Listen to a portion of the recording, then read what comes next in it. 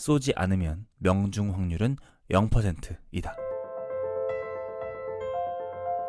안녕하세요. 동기부여학과 최영호입니다. 여러분들 졸부라는 단어를 들으면 어떤 사람이 떠오르나요? 저는 딱 떠오르는 것이 돈만 많고 교양은 없는 사람이 생각나는데요. 이런 사람들은 아무리 돈이 많아도 친해지고 싶은 부류의 사람은 아닐 겁니다. 그럼 반대로 돈은 없는데 교양 있는 척만 하는 사람은 어떤가요? 이 부류도 그렇게 닮고 싶진 않을 겁니다. 이렇게 다양한 관점에서 우리는 사람을 바라보게 되는데요. 이게 왜 그런가 했더니 독일 최고의 커뮤니케이션 전문가 도리스 메르티는 아비투스 때문이라고 합니다. 그래서 오늘은 책 아비투스의 내용을 소개해드리면서 사람의 품격을 결정짓는 7가지 자본에 대해서 말씀드리려고 해요. 그녀는 책에서 이렇게 말합니다. 아비투스는 의사소통과 같다. 아비투스가 없는 사람은 없다. 아비투스는 우리의 취향, 가치관, 야망을 드러낸다 라고 말이죠. 과연 그녀가 말하는 아비투스가 도대체 무엇인지 함께 알아보도록 하겠습니다. 아비투스란 세상을 살아가는 방식과 태도를 말한다고 합니다. 협상할 때, 데이트할 때, 비즈니스를 할 때, 심지어 마트에서 장을 볼 때도 드러나죠.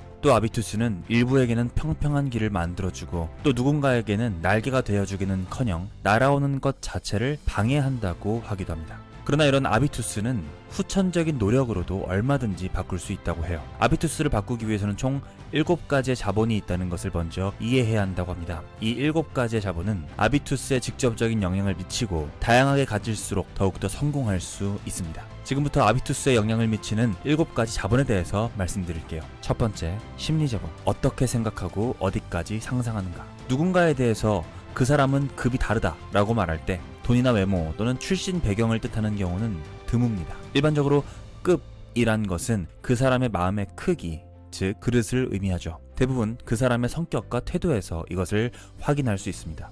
미국의 심리학자 캐럴 드웩은 자신의 한계를 정해버리는 태도를 고정 마인드셋이라고 불렀어요. 이런 사람들은 재능은 타고나는 것이며 그 능력은 살면서 거의 변하지 않는다고 믿고 생각합니다. 그러나 성공하고 싶다면 상승기류를 형성하는 성장 마인드셋이 필요합니다. 이들은 학습, 자기 최적화, 한계 극복하는 것 등등을 중시합니다. 또한 자신의 성장 가능성을 최우선으로 생각하며 살아가는 사람들이에요. 오늘 우리가 경험하고 생각하고 배우고 듣고 행동하는 모든 것들이 내일의 우리를 만든다는 것을 반드시 기억해야 됩니다. 회복 탄력성이라는 것도 매우 중요한 심리 자본 중에 하나입니다. 회복 탄력성이란 어렵고 괴로운 상황 속에서도 무너지지 않고 끝까지 해결해내면서 회복한 능력을 말하죠. 사실 이 회복 탄력성이 높으면 높을수록 쉽게 무너지지 않으며 더 많은 문제들을 빠르게 해결하실 수 있습니다. 이것 또한 훈련이 가능하시고 충분히 키워내실 수 있어요. 만약 여러분들이 어려운 상황에 처했다고 생각해보죠. 이때 여러분들은 이렇게 생각하실 수 있을 겁니다. 아, 회복 탄력성을 기를 기회가 왔구나 라고 말이죠. 그러면 좀 더 여러분들이 과감하게 움직이실 수 있을 겁니다. 어려운 상황이 두려워서 움직이지 않고 현재 안주하게 되면 안 돼요. 그럴 때마다 이 말을 좀 기억하시면 도움이 되실 것 같습니다. 쏘지 않으면 명중 확률은 0%이다. 자, 두 번째, 문화자본입니다. 인생에서 무엇을 즐기는가에 관한 것인데요. 우리는 흔히 부유한 가정 출신에게 은수저를 입에 물고 태어났다 라고 표현합니다. 지금은 금수저, 다이아수저 등으로 점점 더 명칭이 다양해지고 있는데요. 이는 과거의 극소수 부자들만이 산의 진미와 은수저를 누렸던 시대에서 유래한 말이죠. 많은 사람들이 그들이 가진 돈의 크기만을 보고 부러워하고 무리한 소비를 하면서 그들의 행동과 문화를 따라하려고 애쓰는 것 같습니다. 그러나 이것은 아주 큰 착각이에요. 교양 있는 사람들은 취향은 드러내되 절대로 단기간에 그것을 얻으려고 하지 않습니다. 이들은 아주 어릴 때부터 오랜 시간에 걸쳐서 문화적 품격을 높이기 위한 역량을 쌓아왔어요. 클래식, 음악교육, 승마, 매너, 말투 등등 대부분 오랜 시간에 걸쳐 훈련해야만 품위가 쌓이는 것들입니다. 그러나 평범한 사람들도 충분히 이 문화자본을 쌓으실 수 있습니다. 하지만 명심해야 하는 건 오랜 시간 꾸준히 쌓아야 한다는 거죠. 문화자본은 어떤 자본보다 사회적 경제를 더 많이 만들어내고 한 번의 도약으로 뛰어넘을 수 없기 때문입니다. 경제, 문화, 화술, 매너, 고품격 디자인 등을 다루는 잡지와 책을 통해서 적은 비용으로도 문화자본을 쌓으실 수가 있고요. 뮤지컬이나 음악회, 박람회들을 소비하면서 쌓으실 수도 있어요.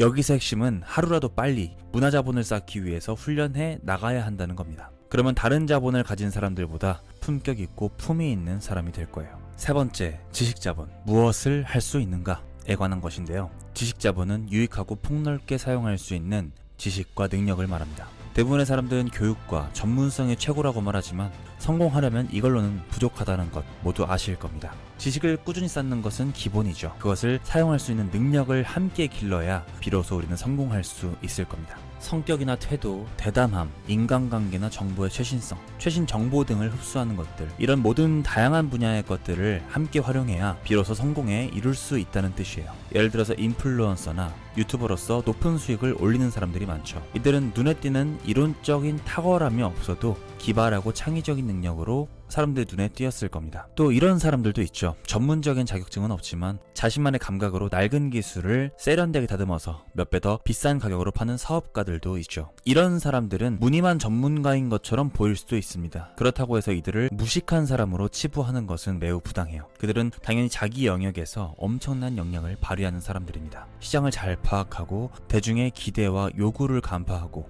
성장할 아이디어를 감지해내는 능력이 탁월하죠. 만약 지식의 수준으로 성공을 판단한다면 죽을 때까지 구글의 정보량을 이길 수 없을 거예요. 즉, 성공을 위해서는 그 분야의 전문 지식을 쌓는 것도 중요하지만 그 지식을 기반으로 무엇을 만들어내느냐가 더 중요하다는 겁니다. 모든 지식은 소중한 자본이고요. 또 매우 중요합니다. 하지만 그렇다고 해서 기능 자격증과 전문 지식이 반드시 돈으로 연결되는 것은 아니죠. 다양한 분야의 지식과 정보들이 합쳐져서 시너지를 내야만 성공할 수 있을 거예요.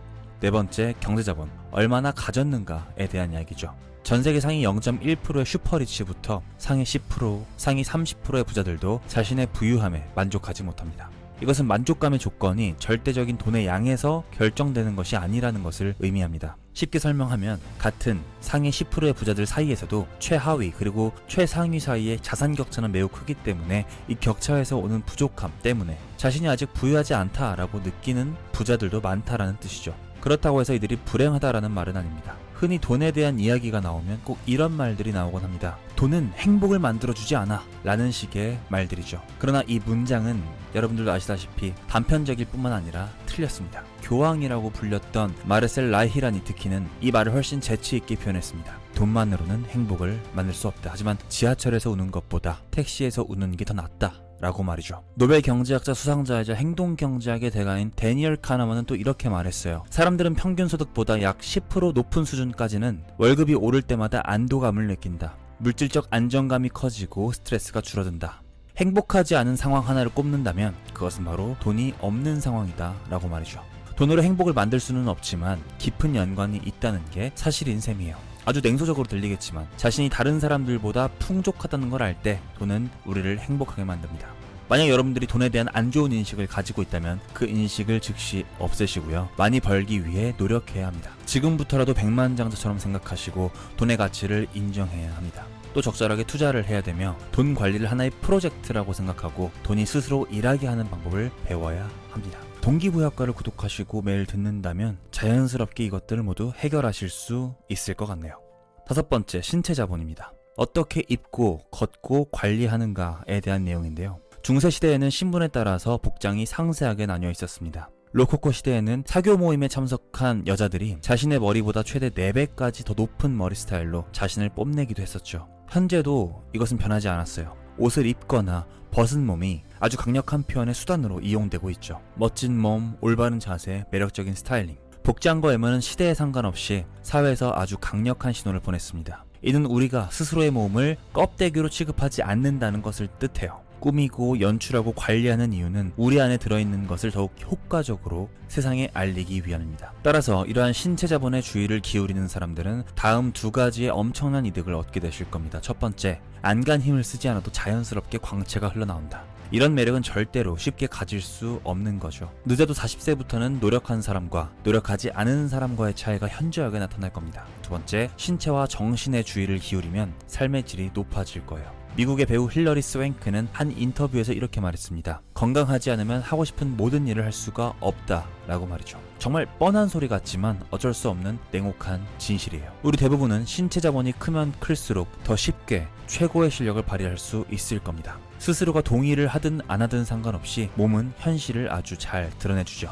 그 사람의 신체를 바라보면 그가 누구이고 또 어디에서 왔고 어떻게 지내고 있으며 어떤 성격인지 다 적혀 있습니다. 또 어느 정도 자신을 아끼는지, 취향은 무엇인지, 돈은 어디에 쓰는지, 권력을 가졌는지 갖지 못했는지를 모두 파악할 수 있습니다. 이런 냉혹한 진실을 인정하셔야 돼요. 신체 자본이 좋은 사람은 더 쉽게 살고 더 쉽게 배우자를 선택할 수 있으며 사람들을 자기 편으로 더 쉽게 만들 수 있고 바라는 직장에 더 빨리 취직할 수 있습니다. 같은 실력을 갖춘 건강하지 않은 동료들보다 더 많이 벌 수 있게 됩니다. 6번째, 언어 자본. 어떻게 말하는가에 대한 겁니다. 지금도 많은 곳에서 그 사람의 언어가 출신이나 교육 수준, 지위나 품격을 나타내주고 있죠. 누구나 완벽할 순 없지만 어순이나 맞춤법이 심하게 틀린다면 대화 상대자에 따라서 위신을 땅에 떨어뜨릴 수도 있습니다. 언어적으로 섬세함을 갖추려는 노력은 사실 별거 아닌 것처럼 보이겠지만 아비투스에 크게 영향을 미치죠. 그래서 우리가 일상생활에서 언어 자본을 능숙하게 사용하는데 도움이 될 만한 10가지 방법을 알려드리려고 합니다.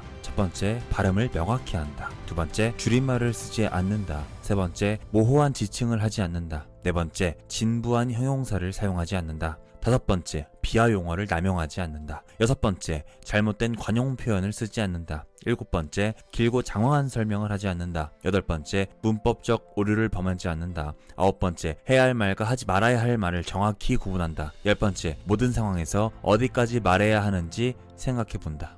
거의 말을 하지 말라는 것과 마찬가지라고 생각을 하는데요. 처음엔 어렵겠지만 이것을 꾸준히 연습한다면 아주 매력적인 여러분들만의 언어 자본을 얻으실 수 있을 겁니다. 자, 그럼 마지막으로 7번째, 사회 자본입니다. 누구와 어울리는가에 관련된 내용인데요. 독일의 정신과 의사 요아힘 바우어는 이렇게 말했다고 합니다. 인간에게 가장 강력한 마약은 타인이다 라고 말이죠. 우리가 모두 알고 있듯이 인정받고 사랑받는 것만큼 기분 좋은 일은 없을 겁니다. 친근한 대화, 활기찬 회의, 자유로운 파티, SNS의 공감과 하트, 이런 것들이 우리에게 큰 행복감을 주고 더 많이 누리고 싶은 마음을 일깨워주기도 하죠. 하지만 반대로 우리는 타인과의 관계 속에서 상처를 입기도 하고 또 열정을 얻기도 합니다. 이 말은 모든 관계가 삶을 풍요롭게 하지는 않는다는 말입니다. 이와 관련해서 널리 인용되는 표현이 있어요. 모두가 관계망을 갖지만 모두가 올바른 관계망을 갖진 않는다. 올바른 관계망을 갖기 위해서는 우선 타고난 출신을 받아들여야만 해요. 당연히 가난한 집에서 태어난 아이보다 부자 집안에서 태어난 아이가 더 좋은 관계망을 가지고 태어났을 겁니다. 그러나 이것은 우리가 바꿀 수 있는 게 아니에요. 우리는 현재 주어진 환경을 인정하고 변화를 만들어가야 한다는 사실을 인정해야 합니다. 우리는 가족 못지않게 주변 사람들로부터 영향을 크게 받습니다. 아주 어릴 적 짝꿍에서부터 대학교 교수님, 첫 애인, 고향 친구, 직장 동료 등등 수많은 관계를 맺어왔던 사람들로부터 영향을 받아왔고 그리고 앞으로도 받을 거예요. 내가 의식하지 않아도 자연스럽게 그들의 아비투스에 의해서 영향을 받는다는 말이죠. 그래서 우리는 우리가 원하는 아비투스를 원하는 방향으로 바꾸려면 내가 속하고 싶은 올바른 환경에 푹 잠겨야 한다고 합니다.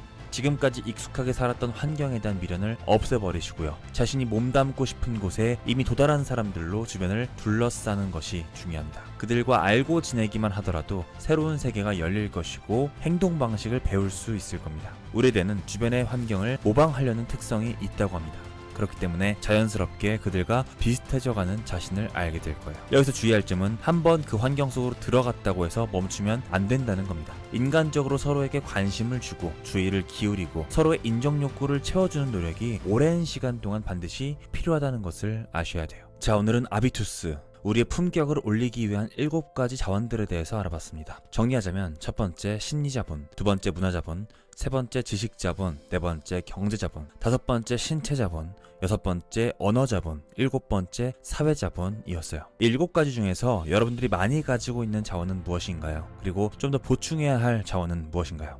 경제자본뿐만 아니라 다른 자본들도 보충해 보시면서 여러분들만의 개성 있는 아비투스 만들어 보셨으면 좋겠습니다. 감사합니다. 지금까지 동기부여학과 최영호였습니다.